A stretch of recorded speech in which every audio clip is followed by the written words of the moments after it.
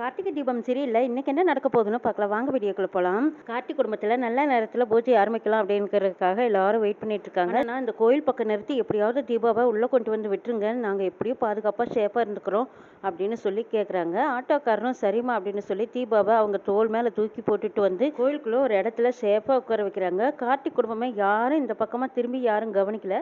சக்தி தீபாவை ஒரு இடத்துல பாதுகாப்பாக உட்கார வைக்கிறாங்க. அண்ணே நீங்கள் இப்போ ஆட்டோவை எடுத்துகிட்டு போங்க, கண்டிப்பாக நாங்கள் அந்த ஆட்டோவில் இருக்கிறோன்னு சொல்லி துங்க ஆளுங்க உங்களை பின்தொடர்ந்து வருவாங்க. அப்படி ஒரு வேளை வந்து உங்கள் ஆட்டோவை மடக்கி கேட்டாங்கன்னு அவங்க வழியிலேயே இறங்கிட்டாங்கன்னு சொல்லிருங்கண்ணே.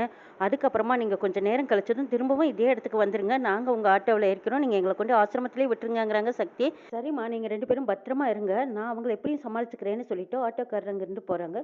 சக்தி தீபாவை பாதுகாப்பாக வச்சுருக்காங்க. இந்த பக்கமாக அபிராமி குடும்பமே அருண் ஐஸ்வர்யா 2 பேரும் வந்துட்டோம். அதுக்கப்புறமா சடங்கு ஆரம்பிச்சிடலான்னு வெயிட் பண்ணிட்டு இருந்தாங்க. அந்த இடத்துக்கு அருண் ஐஸ்வர்யா 2 பேரும் வந்ததுக்கப்புறமா என்னப்பா அருண் ஏன் அவ்வளோ லேட்டுன்னு கேட்குறாங்க அபிராமி. அவன் ஆஃபீஸில் கொஞ்சம் வேலை இருந்துச்சுங்கிறாங்க. அப்படியாப்பா சரி வாங்கங்கிறாங்க. அப்போ கூட ஐஸ்வர்யா அருண் 2 பேரும் இந்த பக்கம் திரும்புகிறாங்க. ஏதோ நல்ல வேலை தீபா கண்ணில் படலை, வாங்கப்பா நல்ல நேரம் முடியறக்குள்ளையா சடங்கு ஆரம்பிச்சிடலான்னு சொல்லி எல்லாரும் கூடி போகிறாங்க. மீனாட்சி அந்த தாலியை கொடுன்னு அபிராமி மீனாட்சி கிட்ட தாலி கேட்குறாங்க. மீனாட்சியும் பர்ஸ்லேருந்து எடுத்து கொடுக்குறாங்க. இதையெல்லாம் பார்த்துட்டு இருக்கிற கீதா கேட்குறாங்க, என்னங்க இது தாலியெல்லாம் உங்கள் அம்மா வாங்கி வைக்கிறாங்களே, எங்க சடங்குன்னு சொல்லித்தானே நம்மளை கூட்டிகிட்டு வந்தாங்க, இப்போ எதுக்கு தாலி எடுத்து கையில் வச்சுட்டு இருக்காங்க அப்படின்னு கேட்குறாங்க கீதா. அதாங்க எனக்கும் ஒன்றும் புரியல, சடங்குன்னு சொல்லித்தான் என்கிட்டயும் சொன்னாங்க, ஆனால் தாலி எதுக்கு வாங்கியிருக்காங்கன்னு தெரியல, இருங்க பொறுமையாக இருங்க, நான் எதுவாக இருந்தாலும் நான் பார்த்துக்கிறேன் பேசிக்கிறேங்கிறாங்க கார்த்தி. எங்கள் அத்தை எதுக்கு தாலி எடுத்து கையில் வச்சிருக்காங்க, ஒருவேளை கார்த்திக்கும் தீபாவுக்கும் கல்யாணம் நடக்க போதா, அப்போ சடங்கு இல்லையான்னு கேட்குறாங்க ஐஸ்வர்யா. அதான் எனக்கும் ஒன்றும் புரியல, அம்மா என்ன சொல்ல வராங்கன்னு நம்மளும் பார்க்கலாம், இரு பொறுமையாக இருங்கிறாங்க அருண். சக்தி அங்கே இருந்துக்கிட்டே அந்த பக்கம் பார்க்குறாங்க, யாரையும் அடையாளம் தெரியல, அதனால ஏதோ கல்யாணம் நடக்கும் போல இருக்கு, குரூப் அனுக்கிறாங்கன்னு நினச்சிடுறாங்க சக்தி. மீனாட்சி அம்மா எதுக்கு தாலி கேட்டாங்க, நீயும் பர்ஸில் வச்சிருந்து தாலி எடுத்து கொடுக்குறீங்க, இப்போ கார்த்திக்கும் தீபாவுக்கும் கல்யாணம் நடக்க போதான்னு கேட்குறாங்க ஆனந்த்.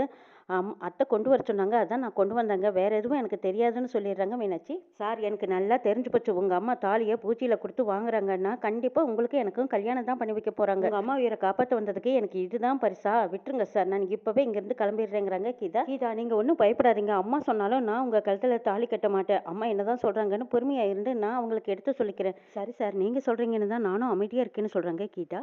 ஐயர் தாலி எடுத்துட்டு வந்து கொடுக்குறாங்க. இந்தாங்க அம்மன் பாதத்தில் வச்சு பூஜை பண்ணியாச்சு, இப்போ நல்ல நேரமும் கூடி இருக்கு, இந்தாங்க இந்த தாலி எடுத்து கட்டுங்கன்னு சொல்லி ஐயர் கொண்டு வந்து கொடுக்குறாங்க. அபிராமி அம்மாவும் சாமியை கும்பிட்டு அந்த தாலியை வாங்கிக்கிறாங்க. இந்தாப்பா கார்த்தி, இதை தீபா கழுத்தில் கட்டுன்னு கொடுக்குறாங்க. அம்மா ஏதோ சடங்குன்னு சொல்லித்தானே கூட்டிட்டு வந்தீங்க, இப்போ என்ன தாலியை கட்ட சொல்றீங்கிறாங்க. ஏப்பா தீபா கழுத்தில் தானே கட்டுன்னு சொல்லி சொல்றேன். அம்மா நான் உங்ககிட்ட கொஞ்சம் பேசணும், இப்படி வாங்கன்னு சொல்லி அபிராமியை கூட்டிட்டு போறாங்க. ஏப்பா தீபா கழுத்தில் தானே தாலி கட்ட சொல்றேன், ஏன் நான் உங்ககிட்ட சொல்லாம இந்த ஏற்பாடு பண்ணிட்டேன்னு என் மேல உனக்கு கோவமான்னு கேட்குறாங்க அபிராமி. தயவு செய்து நான் சொல்றதை கொஞ்சம் புரிஞ்சுக்கோங்க, இப்போதைக்கு இந்த கல்யாணம் வேண்டாங்கிறாங்க கார்த்தி. நீ ஏன் வேண்டான்னு சொல்றீன்னு எனக்கு தெரியல, உங்க 2 பேர்த்தோட கல்யாணத்துல எந்த ஒரு பிரச்சனையும் வந்துடக்கூடாதுன்னு தான் நான் இந்த தாலியை இவ்வளவு அவசரமா கட்ட சொல்றேங்கிறாங்க அபிராமி. நான் உங்களுக்கு எப்படி புரிய வைப்பேன்னு எனக்கு தெரியலங்கிறாங்க கார்த்தி.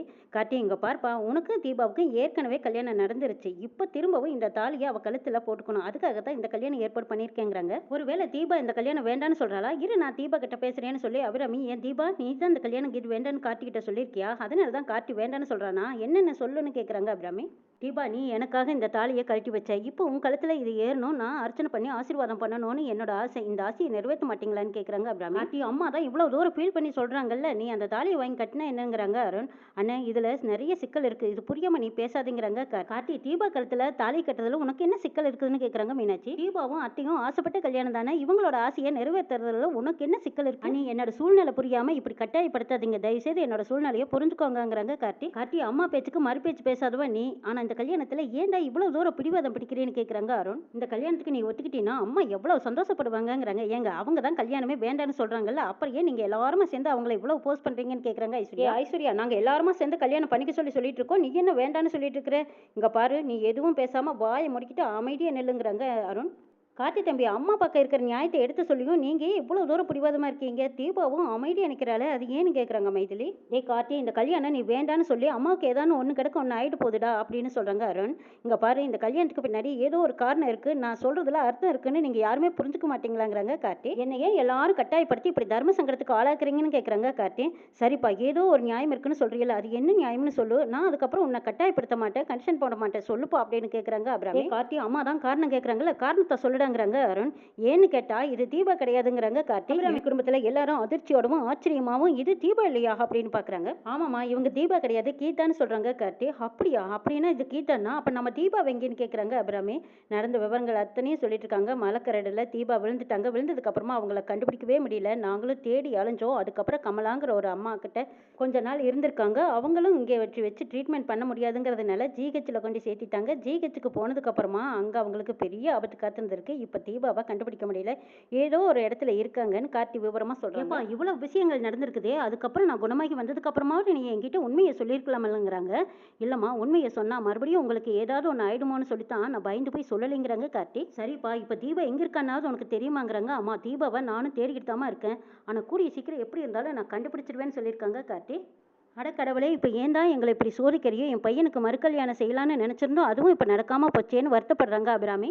ஐயோ கடவுளே, அப்போ எனக்கு உடம்பு சரியில்லாமல் போச்சு, இப்போ என் மருமகளை காணா, எங்களுக்கு ஏன்டா இப்படி சோதனையை கொடுக்குறியோன்னு அழுதுகிட்டு இருக்காங்க அபிராமி. தீபா எங்கே எப்படி இருக்கான்னு ஒன்றுமே தெரியலையே. அவள் எங்கே இருந்தாலும் அவள் நல்லா இருக்கணும், எப்படியாவது எங்கள் குடும்பத்தோடு அவளை சேர்த்து வச்சுடாமா தாயேன்னு வேண்டிட்டு இருக்காங்க, அழுகுறாங்க. அந்த பக்கமாக சக்தியும் மறுபடியும் ஆட்டோ வருமா அப்படின்னு எதிர்பார்த்துட்டு இருக்காங்க. அடைச்ச தீபா கிடைக்கிற வரைக்கும் இந்த உண்மையை எல்லாத்துக்கிட்டையும் மறைச்சிடலாம்னு நினைச்சோம். அதுக்குள்ள கார்த்தி எல்லாரும் முன்னாடியும் இப்படி உண்மையை போட்டு உடைச்சிட்டேன்னு நினைக்கிறாங்க ஐஸ்வர்யா. கீதா, என்னை மன்னிச்சிடுமா, என்னோட உயிரை காப்பாத்துறதுக்காக நீ கார்த்தியோட வந்திருக்க. ஆனா அது தெரியாம நான் உனக்கும் கார்த்திக்கும் கல்யாண ஏற்பாடெல்லாம் பண்ணிட்டேனே அப்படின்னு வருத்தப்படுறாங்க அபிராமி. ஐயோ, என்னம்மா என்கிட்ட போய் மன்னிப்பு கேட்குறீங்கிறாங்க கீதா. கீதா, இந்த விஷயம் உன் மனசளவில் பாதிச்சிருக்குமல்ல, தயவுசெய்து என்னை மன்னிச்சிடு, நான் தெரியாம பண்ணிட்டேங்கிறாங்க அபிராமி. ஐயோ, உங்களுக்கு தெரியாம தானே நீங்க இதை பண்ணனீங்க, நீங்க ஒன்றும் மனசால தப்பு பண்ணலையே, தெரியாம தானே செஞ்சீங்க, இதுக்கு எதுக்கு என்கிட்ட போய் மன்னிப்பு கேட்குறீங்க, பரவாயில்ல விடுங்கிறாங்க கீதா. கார்த்தி, உன்னோட சூழ்நிலை என்னன்னு தெரியாம அம்மா தெரியாம தப்பு பண்ணிட்டு நீயும் என்ன மன்னிச்சிடுப்பான்னு கேட்குறாங்க அபிராமி. அம்மா, நீங்க எப்பவுமே எனக்கு நல்லது தானே பண்ணுவீங்க, அந்த மாதிரி தானே இதுவும் செஞ்சீங்க. உண்மை என்னன்னு தெரிஞ்சிருந்தா நீங்க இப்படி பண்ணியிருக்க மாட்டீங்க. உங்ககிட்ட உண்மையை சொல்லாம விட்டது என்னோட தப்பு தான், நான் தான் உங்ககிட்ட மன்னிப்பு கேட்கணுங்கிறாங்க கார்த்தி. சரி, மற்றதெல்லாம் வீட்டில் போய் பேசிக்கலாம். கீதா, நீயும் எங்க வீட்டு பொண்ணு தான், வாமா போலாம் அப்படின்னு கூப்பிடுறாங்க அபிராமி. கார்த்தி, கீதா, அபிராமி அம்மா குடும்பத்தோட எல்லாரும் வீட்டுக்கு போலான்னு வெளியில போயிட்டு இருக்காங்க. போகும்போது சக்தியும் அந்த பக்கம் திரும்பி பார்க்குறாங்க. அந்த நேரம் பார்த்து இடையில பால் குடம் எடுத்துக்கிட்டு நிறைய பேர் மஞ்சப்படவையோடு உள்ள வந்துடுறாங்க. சக்தி திரும்பி பார்க்கும்போது கார்த்தி குடும்பத்தார் யாரையும் இவங்களுக்கு தெரியாம போயிடுது. சக்தியும் கீதாவும் வந்த ஆட்டோவை துங்கா மடக்கி பிடிச்சிடுறாங்க. டே டே நிறுத்தடா அப்படின்னு சொல்றாங்க. நிக்கிறாங்க ஆட்டோக்காரரு. ஆமா, இதுல இருந்த பொண்ணுங்களை எங்கடான்னு கேட்குறாங்க. அவங்களா? எந்த பொண்ணு கேட்குறீங்கிறாங்க. டே, உன் ஆட்டோவில் 2 பொண்ணுங்க வந்தாங்களா, அவங்கள தான் கேட்குறேங்கிறாங்க துங்கா.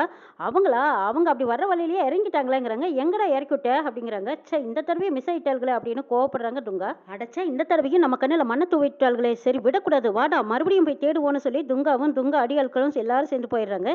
ஆட்டோக்காரர் அவங்கள அனுப்பிச்சு வச்சதுக்கு அப்புறமா திரும்பவும் கோயிலுக்கு வராங்க. துங்கா கிட்ட இருந்து தப்பிச்சு வந்துட்டீங்களாங்கிறாங்க. ஆமாம்மா, நீ சொன்ன மாதிரியே என்னோட ஆட்டோவை ஃபாலோ பண்ணிட்டு வந்தாங்க. அவங்க 2 பேரும் எங்க இறங்குனாங்கன்னு எனக்கு தெரியாதுன்னு சொல்லிட்டோமாங்கிறாங்க. தப்பு தப்புச்சோன்ட்டு மறுபடியும் ஆசிரமத்துக்கு போறாங்க.